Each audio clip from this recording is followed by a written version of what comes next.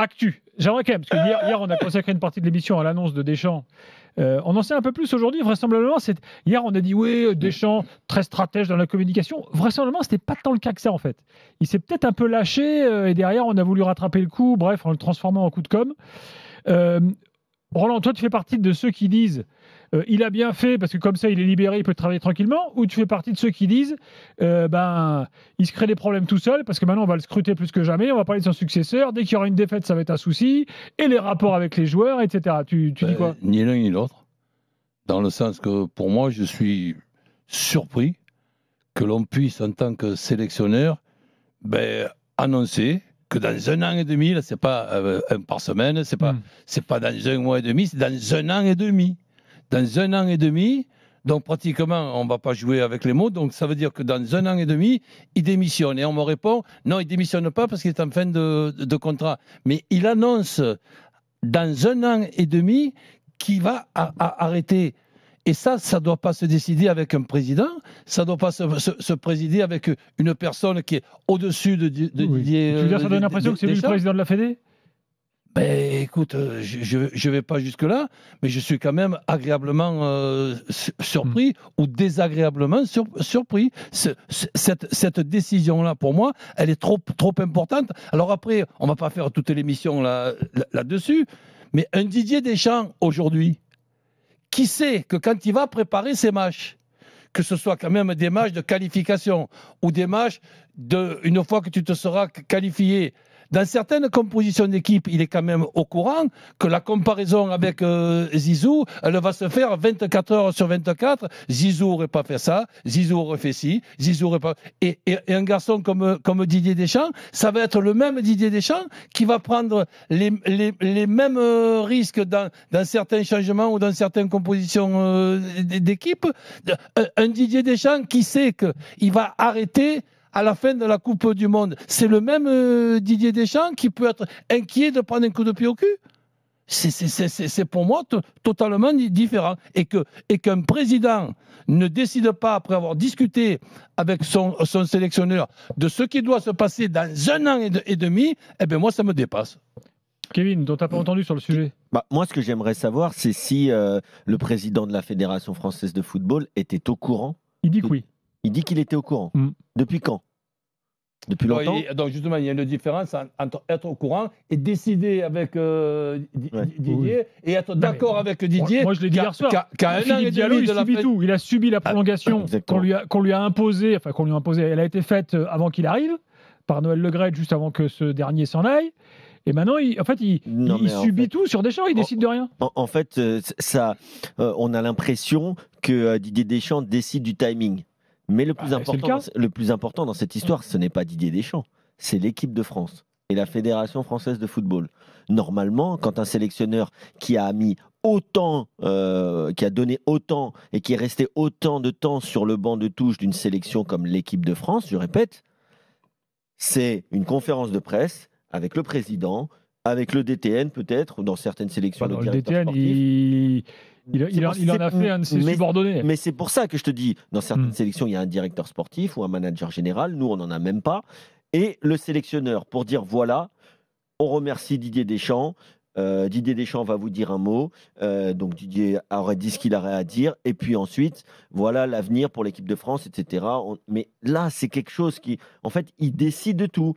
Il a décidé quasiment tout seul avec le précédent président de prolonger. Là, tiens, ça me vient. Aujourd'hui, je vais dire sur TF1 que j'arrête l'équipe de France, peu importe les conséquences. Mais aujourd'hui, moi personnellement, ça me convient tout à fait que Didier Deschamps arrête. Vous le savez, c'est pas un secret, pas de souci. Mais aujourd'hui, pour gérer son groupe, c'est toujours mieux que le groupe ne sache pas que tu t'en vas. Ça, c'est clair. C'est clair. Oui, même si d'une façon ou d'une autre, le groupe savait qu'il allait partir. Mais même si tout le monde s'en doute, tant qu'il ne l'a pas dit, il a toujours ce truc de attention, respecte jusqu'au bout le cadre, parce que si je suis là après, tu ne seras pas sélectionné. Ça marche avec les joueurs. Ce que tu es en train de dire, un des passionnés de football très proche de moi, alors je ne dis pas qu'on dit pratiquement toujours la même chose, c'est Michel Moulin, j'en parlais cet après-midi, il me soulignait un truc qui m'avait complètement échappé, dans le sens, et toi tu viens de le dire, Didier donc s'est habitué pratiquement a décidé. Et donc, Michel, avec un petit peu d'humour, il me dit, mais peut-être aussi qu'il va réussir à être, après sélectionneur, mais président de la Fédé, et peut-être là, ça sera difficile qu'il récupère Zizou. Donc, c'est vrai, bon, évidemment, ça, c'était pour déconner, mais pour être un peu plus sérieux, que Didier puisse discuter avec Noël Le Graët et avoir 4 ans de contrat sans que le COMEX puisse dire quoi que ce soit.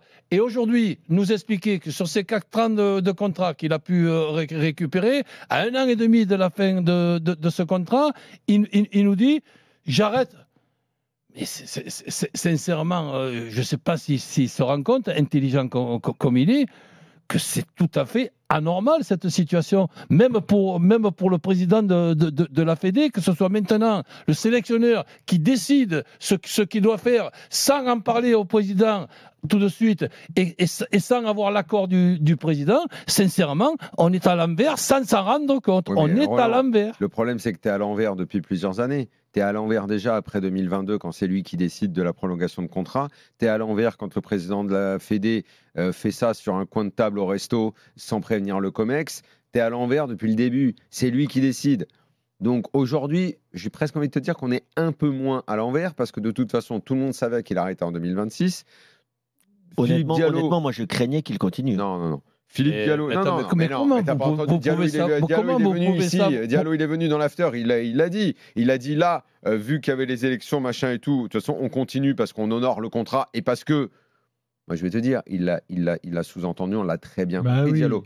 Est-ce qu'il avait un contrat qu'il l'a subi Deschamps, parce que ça coûtait très cher, un éventuel licenciement aurait coûté très cher parce qu'il y a tout un staff et la Fédé ne peut pas se permettre de S'il gagnait la Coupe du Monde et qu'il disait je veux continuer, il l'aurait pas gardé. 2026, non.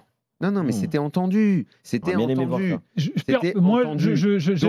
Kevin a raison quand même. On ne sait jamais. Le foot réserve des surprises. Le football français, tu gagnes, tu restes en fait. Mais ce que tu es en train de dire là, tu peux te poser la question aussi, même maintenant. Bien sûr. Non, il y a un contrat qui se termine et Diallo et la 3F étaient en quelque sorte prisonniers de ce contrat qui a été signé. On l'a raconté 1000 fois au resto. On ne va pas l'expliquer 100 fois l'histoire. Donc maintenant, il va jusqu'en 2026. Basta. Maintenant, mais qu'est-ce que tu penses du fait qu'il l'annonce maintenant? Ah non, mais ça, on en a parlé hier. D'ailleurs, Daniel, tu t'es trompé sur le non-événement. Ça faisait l'une de tous les journaux. Bien sûr que c'était. Je n'étais pas du tout d'accord avec toi sur le non-événement. Une des journaux. Et ça veut dire que j'ai raison? Ça veut dire qu'ils ont raison? Bien sûr, mais non, c'est parce que juste ils savent pas quoi faire, ils ont pas d'imagination, donc ils savent faire des heures d'émission. Les amis, un énorme événement. Les amis, non, c'est le public qui décide si c'est un énorme événement. Appelle tous les gens, croise les gens dans la rue, il y en a aucun qui dit que c'est un événement. Quoi? Le fait que Deschamps arrête, c'est pas un événement.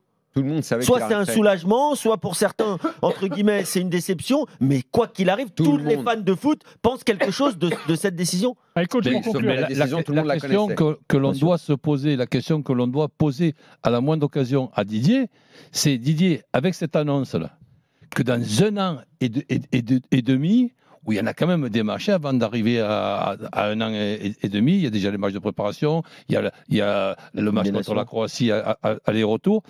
Est-ce que vous pensez, Monsieur Deschamps, que vous avez augmenté les chances de faire de bons résultats avec la relation que vous devez avoir avec votre groupe? Évidemment non, Roland. Ça, c'est sûr que jurisprudence 2004, pourquoi 2010, tu penses qu'il va te dire 2012 Mais nous, on le dit pour lui. Ça veut dire qu'il a pris une décision qui diminue les chances de résultat? Oui, c'est un peu irresponsable.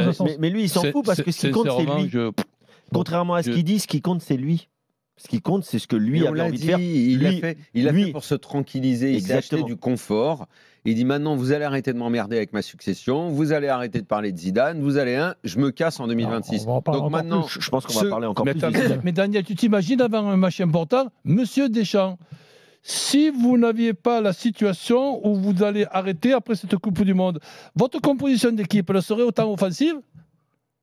Mais il va y en avoir des questions comme ça. En fait, il n'y a pas réellement d'alternative dans la vie d'un sélectionneur ou d'un coach. Soit la fin, et c'est la fin qui est la plus fréquente, 70 à 80% des cas, l'entraîneur est viré suite à une série de mauvais résultats. Soit quand il ne part pas dans ce cas de figure-là qui est ultra classique, banal du football, c'est qu'il annonce à la fin de « je vais partir ». Et là, c'est un peu Ça le marche point rarement, d'interrogation. Mais ça marche rarement, ça. ça marche. Regarde, Klopp, ça marche Daniel, pas. par exemple. la Ça marche pas, il a rien réponse, gagné. Bah, donc, La Kevin, réponse tu que- réponds à la question.